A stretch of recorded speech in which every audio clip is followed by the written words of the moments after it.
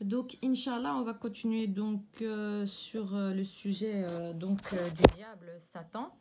Voilà, j'ai encore déposé mon téléphone pour pouvoir un peu vous expliquer pour ceux qui ne savent pas la ruse du diable. Et quiconque suit les pas de Satan doit savoir que celui-ci incite les hommes à la turpitude et au vice. Donc, ce que je vous avais expliqué, donc il vous amène donc au péché et aux mauvaises choses. Donc, il n'y a rien de bien en fait dans ce qu'il vous suggère. Là encore, c'est des suggestions. Donc, j'avais dit le diable, hein, il est faible. C'est à vous de l'attaquer par tout ce que Dieu vous demande. Acte d'adoration, ludique, vous rapprocher le plus possible de la tentation et ne pas la commettre. C'est vraiment pour lui prouver que vous avez un mental qui est fort. Voilà. Par conséquent, poursuit Cheikh le Utaymi, tout ce qui est interdit par Allah entre dans l'expression les pas de Satan. Que les hommes transgressent ces interdits par orgueil, donc encore une fois, c'est toujours l'orgueil, l'arrogance, l'ego, par reniement de la vérité, donc les gens en général n'acceptent pas la vérité, il faut être honnête, hein. On a beau leur dire ça c'est haram, ça c'est pas bon pour toi et tout, ils préfèrent le contraire. Donc il y a une époque où les gens préféreront donc suivre les hypocrites et les malhonnêtes, donc ils leur feront confiance à eux, que le contraire, donc aux gens honnêtes et véridiques. Donc ils n'accepteront pas, subhanallah. Ou par moquerie, ils se mettront par se moquer des personnes qui leur font le rappel. Et j'ai bien dit, le rappel profite aux croyants, pas aux musulmans. Le musulman, c'est musulman non pratiquant, comme ils disent certains. Mais le croyant, lui, il pratique. C'est ça, un croyant, un mu'min. Le mu'minoun, d'accord? Ceux qui ont suivi la voie du prophète alayhi salatu wassalam et les ordres d'Allah azza wa jal, hududullah.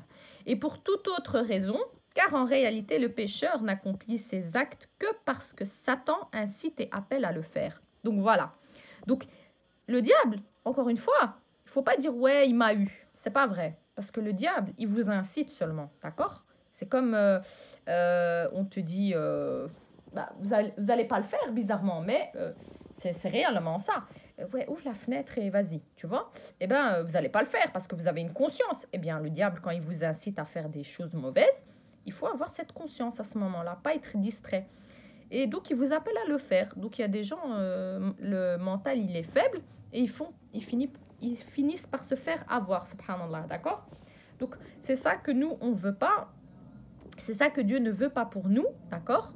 Et moi, la première, donc, on doit connaître les ruses du diable, d'accord?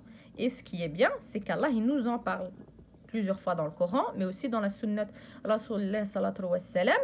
Donc, la sunna, c'est quoi? C'est les hadiths. On peut pas, il y a des gens, ils sont là, ils sont que dans le Coran, d'accord? Le Coran, mais le Coran, d'accord? Il raconte pas toute l'histoire de l'époque du prophète alayhi salatu wassalam. Donc on peut pas venir et se dire ah oui mais il y a que le Coran. Mais comment, comme j'avais dit, on va savoir comment il faut prier, faire les ablutions, faire certains adkar, comment se protéger, se prémunir des mauvaises choses quand on doit rentrer aux toilettes, devant un miroir, de s'habiller. Tout ça, ça s'appelle la sunna. Donc le Coran et la sunna, donc le hikma, la sagesse. Donc il y a une hikma qui est donc ce que le prophète sallallahu alayhi wa sallam faisait. C'est pour ça qu'on dit il faut suivre le prophète alayhi salatu wa sallam, mais obéir à Allah et son messager. D'accord? Donc l'un ne va pas sans l'autre. Donc obéir à Allah, donc par la parole divine, car le Coran n'est pas la parole du prophète alayhi salatu wa sallam. Il n'en a eu que la révélation. Et obéir au prophète alayhi salatu wa sallam dans quoi? Dans sa sunna, dans les actes qu'il faisait et qu'il nous demandait de faire. D'accord? C'est ça. Donc, obéir à Allah, obéir à son messager. Donc, c'est important de savoir cela et de ne pas effacer donc, ce que j'ai dit les gens qui disent les hadiths, c'est pas vrai, les hadiths.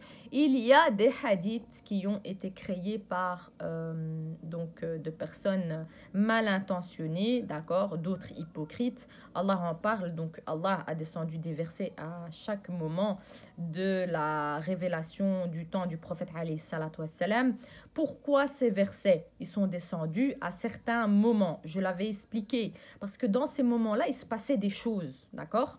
D'accord? Comme quand Jibril alayhi salam, il est venu et qu'il a ramené donc du sable et qu'il a dit que le petit-fils du prophète alayhi salatu wassalam allait mourir dans une bataille. Donc c'était la bataille du chameau pour ceux qui ne le savent pas.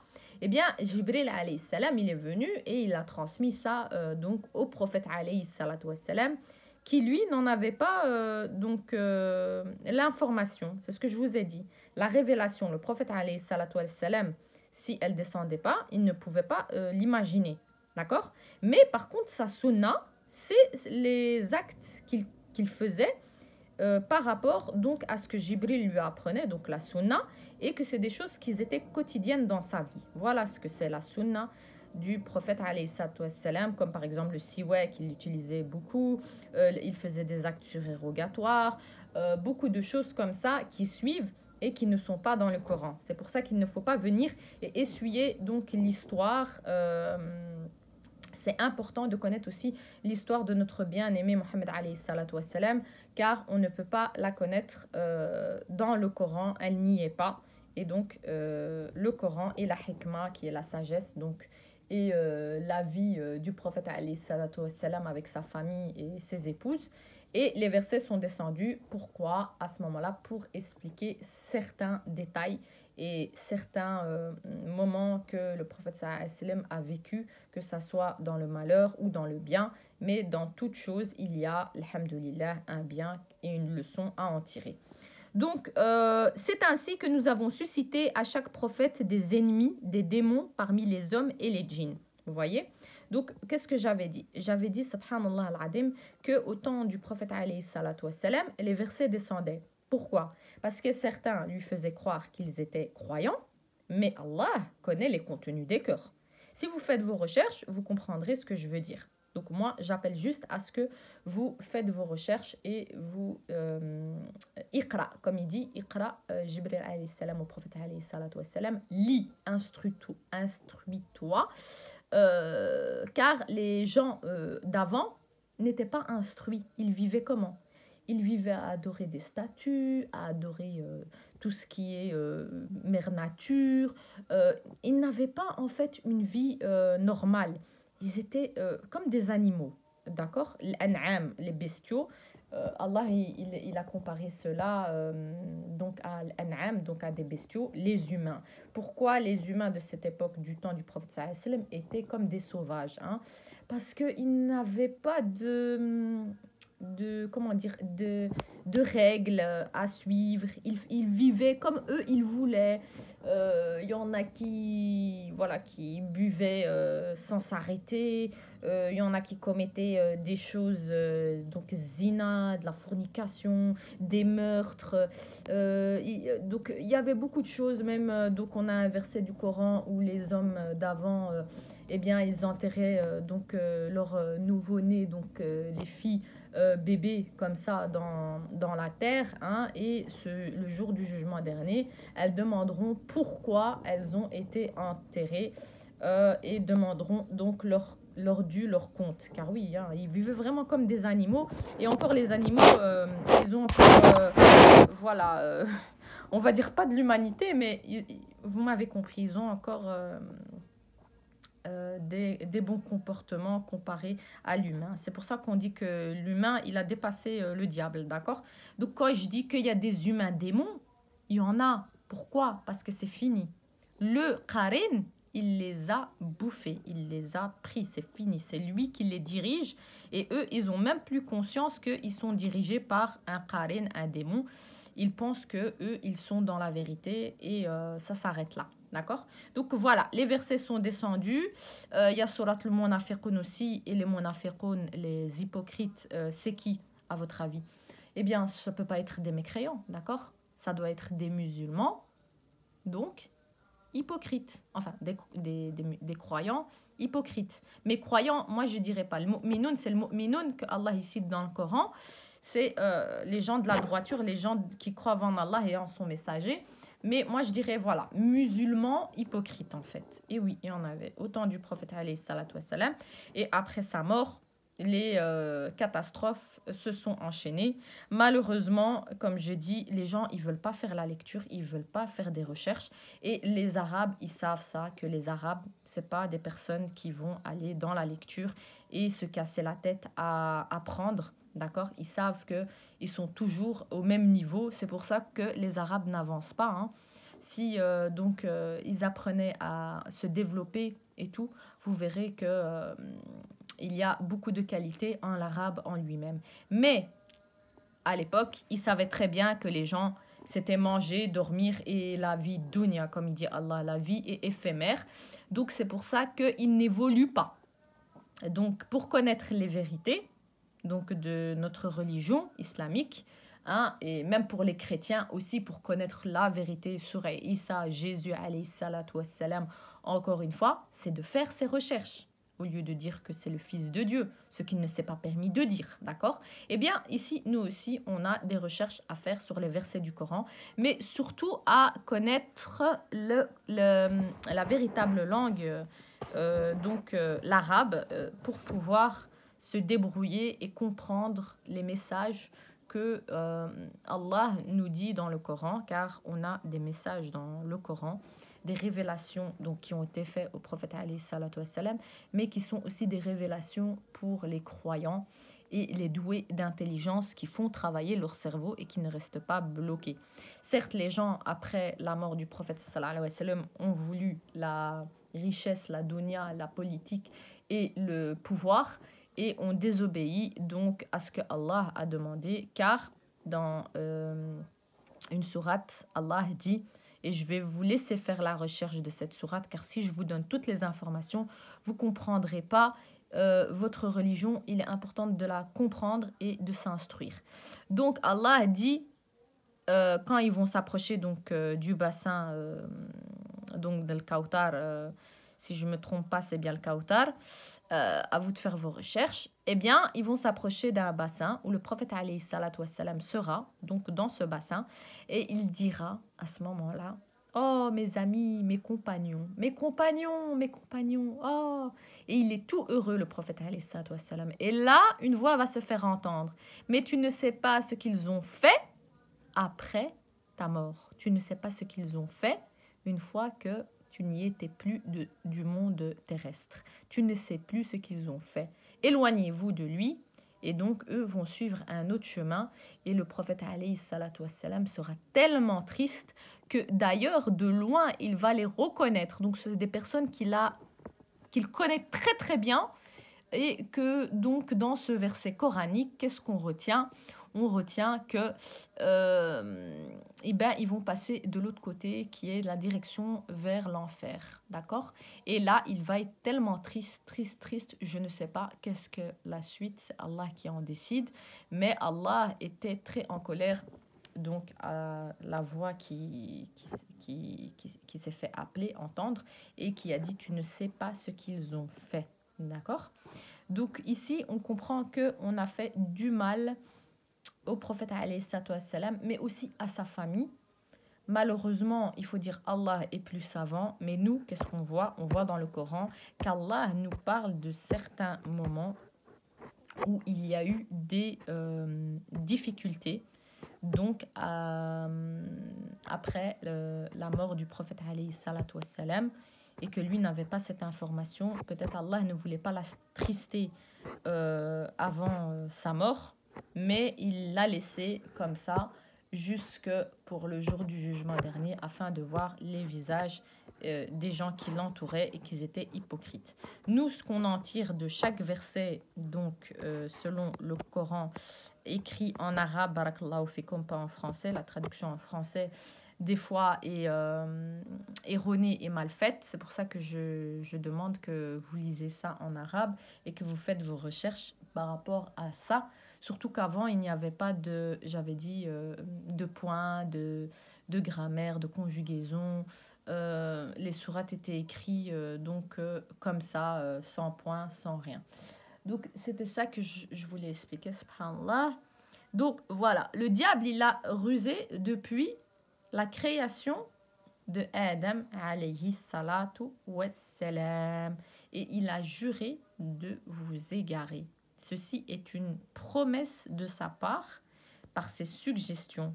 Eh bien, sachez que chaque fois que un prophète a été tué, c'est dû aux suggestions, aux idées du diable qu'il a fait, donc envoyer dans la tête de l'humain, et celui qui était le plus corrompu, eh bien, effectuait donc les ordres du diable.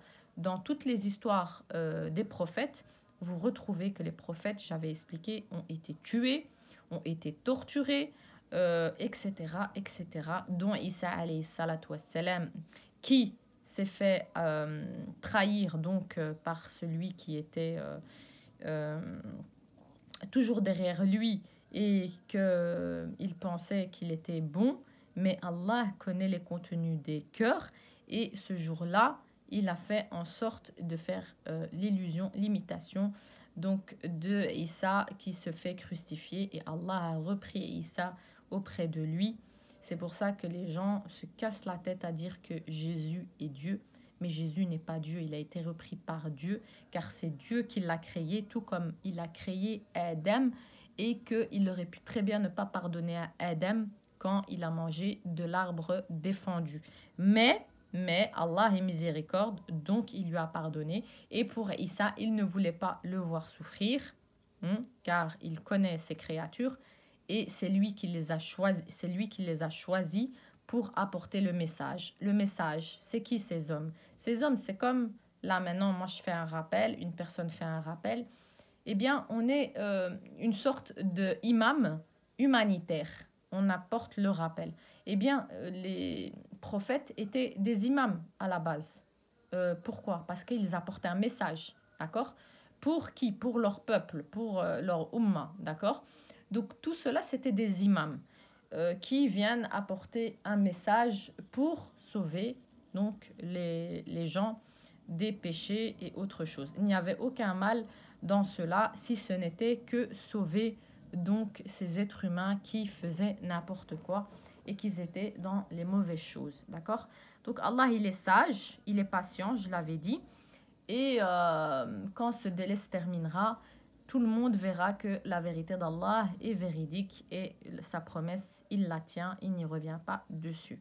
Donc voilà. Donc il faut savoir que le Coran n'est pas là pour vous embêter, pour vous interdire des choses, pour vous autoriser des choses, d'accord? Il est juste là pour vous faire comprendre que il y a eu à l'époque du prophète alayhi salatu wassalam des épisodes catastrophiques, des épisodes heureux et des épisodes où le prophète sallallahu alayhi wa sallam devait avoir vraiment une patience dingue pour pouvoir enfin faire le message de la révélation, l'expliquer et le faire comprendre. Surtout qu'il a été choisi alors que ses ancêtres adoraient donc les statues et vivaient sans règles humaines. Ils vivaient comme des animaux, je vous l'ai dit. Et donc Dieu a voulu donc choisir un prophète, c'est lui qui décide, pour que ce prophète, en fait, il met des bases et des règles et que ces gens, ils commencent à se comporter comme des humains et pas comme des démons et des animaux et autres, d'accord? Donc les humains, là, c'est pire que des démons. Je vous ai dit, ils enterraient des bébés, des nouveau-nés, juste parce que c'était des filles, subhanallah. Donc voilà, c'est dans certains peuples aussi, il fallait une certaine éducation. Donc Allah, il devait envoyer un homme qu'il a choisi parmi tant d'autres pour sauver en fait ces humains-là, ce peuple-là qui faisait n'importe quoi. D'accord? Donc il y a trop. Et en plus, Dieu, quand il décide de châtier, il châtie par le vent, j'avais dit par la mer, par le feu, il envoie donc des animaux pour détruire. En un cri, il peut envoyer donc un châtiment. Donc Allah, il fait ce qu'il veut quand il veut, encore une fois, d'accord? Et on en a des preuves dans les histoires de prophètes et dans toutes les histoires de prophètes. Je vous l'ai dit, le diable a mis sa patte et savait comment contrôler certains humains qui étaient faibles, donc parce qu'ils ne connaissaient pas le mal. Alors il faut apprendre ce que c'est le mal, la tentation et les mauvaises choses et les mauvais péchés pour pouvoir s'en prémunir. Et Inch'Allah, la foi, plus vous éduquez votre âme, plus elle augmente. Pourquoi Allah il parle des bien-aimés? Hein? Ce n'est pas les prophètes les bien-aimés. Il y a les prophètes et puis il y a les bien-aimés, les awliya Allah. C'est les gens en fait qui éduquent leur âme tous les jours. Et oui, c'est pas on est parfait. On ne peut pas être parfait parce que seul Allah il est parfait, il est perfectionniste, c'est lui. Il n'y a personne qui peut être dans la perfection.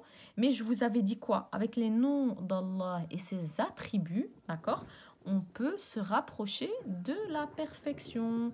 Et plus donc on s'instruit dans la science, donc Allah il est al-alim, donc on comprend aussi al-muallim, donc notre professeur par l'intermédiaire du Coran et par l'intermédiaire du prophète alayhi salatu wassalam qui est sa sunna, eh bien on apprend des choses. Donc on devient nous-mêmes quoi?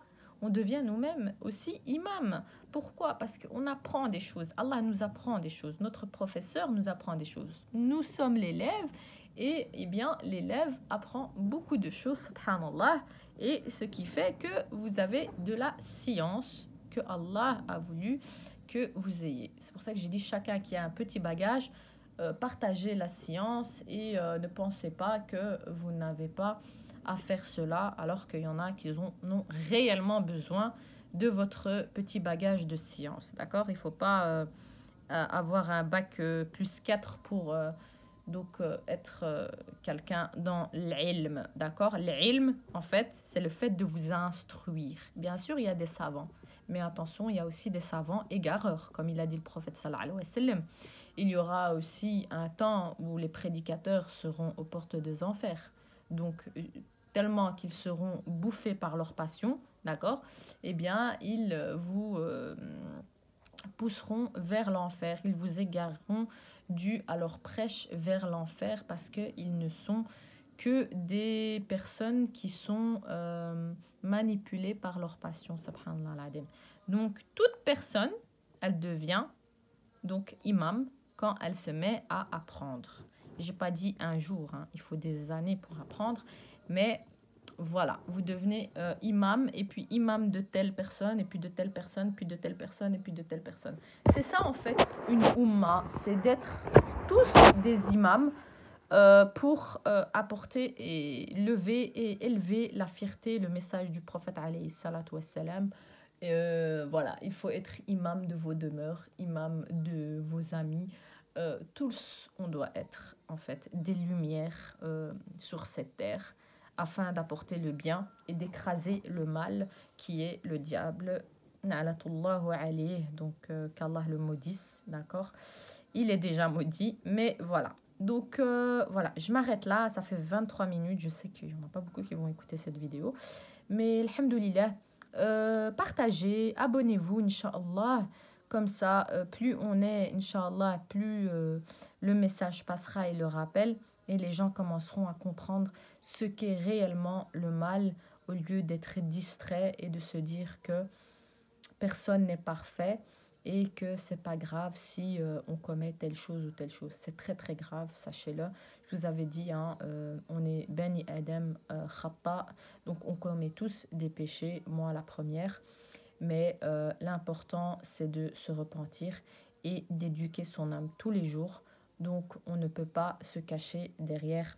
Nous sommes des êtres humains et on est des pécheurs et nous devons rester dans le péché. Cela n'est pas vrai.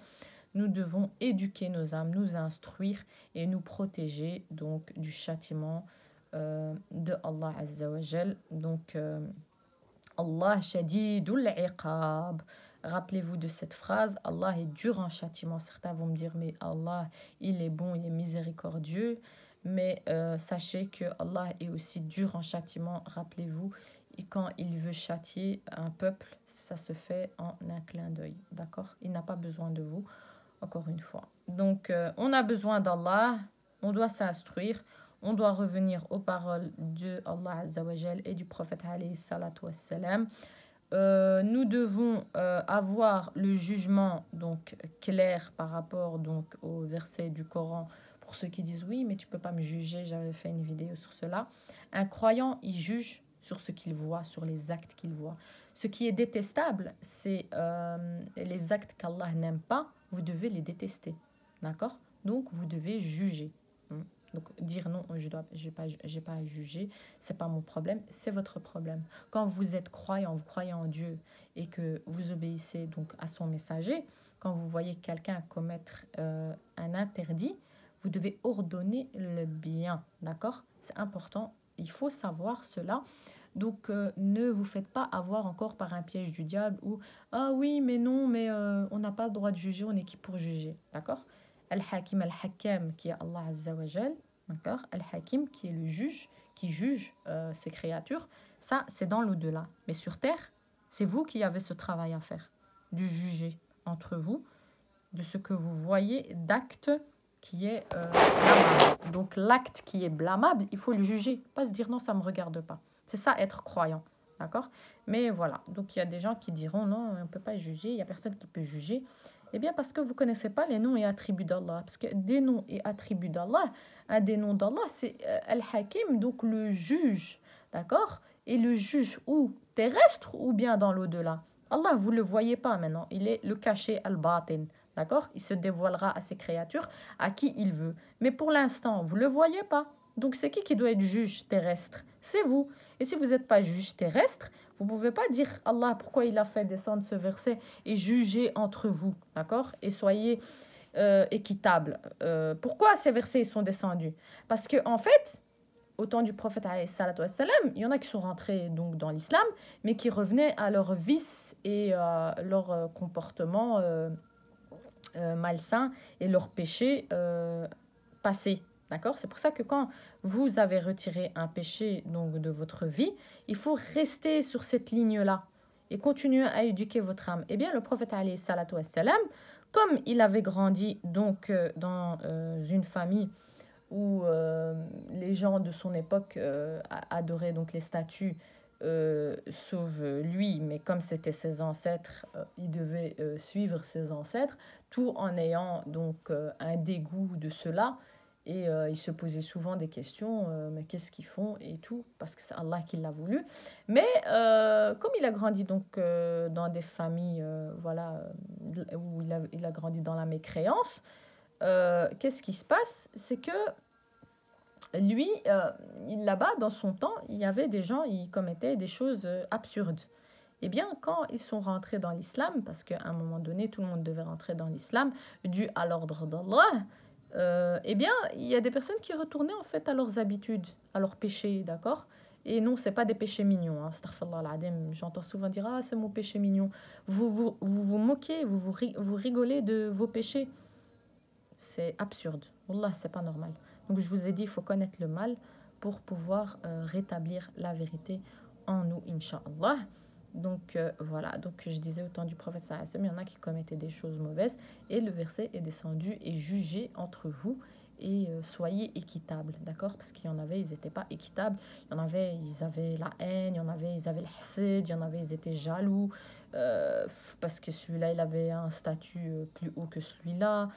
Voilà. Mais une des créatures de qui ils étaient le plus jaloux, qui était toujours accompagnée du prophète alayhi salatu wassalam, et tout le monde le sait, car le prophète sallallahu alayhi wa sallam dit que celui qui n'aime pas Ali, ne l'aime pas et n'aime pas Dieu, d'accord? Ali, c'est le seul qui n'a pas commis de mauvaises choses et qui est né donc dans la Kaaba. La Kaaba, elle s'est fissurée pour lui, sa maman est rentrée et elle l'a accouché là.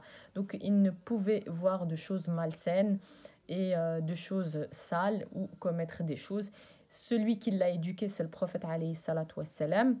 Et quand le prophète alayhi salatu wassalam a eu la révélation, Ali était toujours celui qui l'accompagnait dans tout, dans tout, dans tout. Et donc, il a été éduqué par le meilleur des hommes, qui est le prophète alayhi salatu wassalam.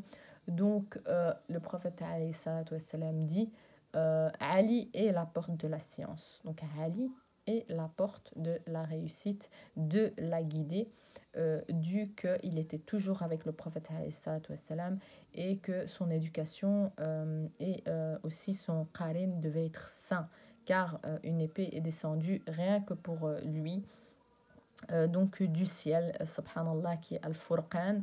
Voilà, c'est important, le Farouq, le Furqan, un truc comme ça, je pense. Voilà, mais c'est juste vraiment pour vous dire l'importance de Ali, que ça soit dans toutes ces sectes-là qu'ils ont été inventées, d'accord? Nous, on croit en un Dieu unique, au prophète alayhi salatu wassalam, au Coran et à la Sunna, d'accord? On ne commence pas à diviniser autre chose que Allah Azza wa Jal, hein. Certains, ils suivent plus les compagnons que ce que le prophète sallallahu alayhi wa sallam a dit.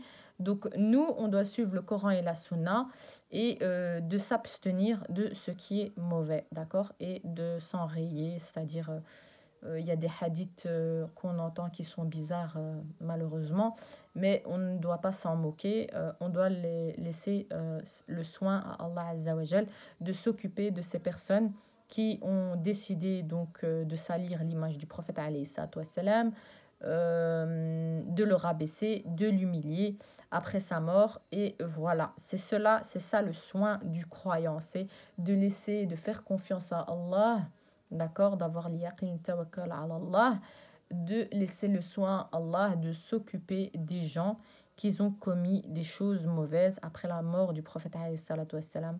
On n'en a pas la science, mais on peut faire des recherches et trouver la vérité, car la vérité est souvent dans le fait de chercher la vérité. C'est-à-dire c'est quoi la vérité? C'est de faire des recherches, de s'instruire et de ne pas mourir bête, comme on dit, d'accord?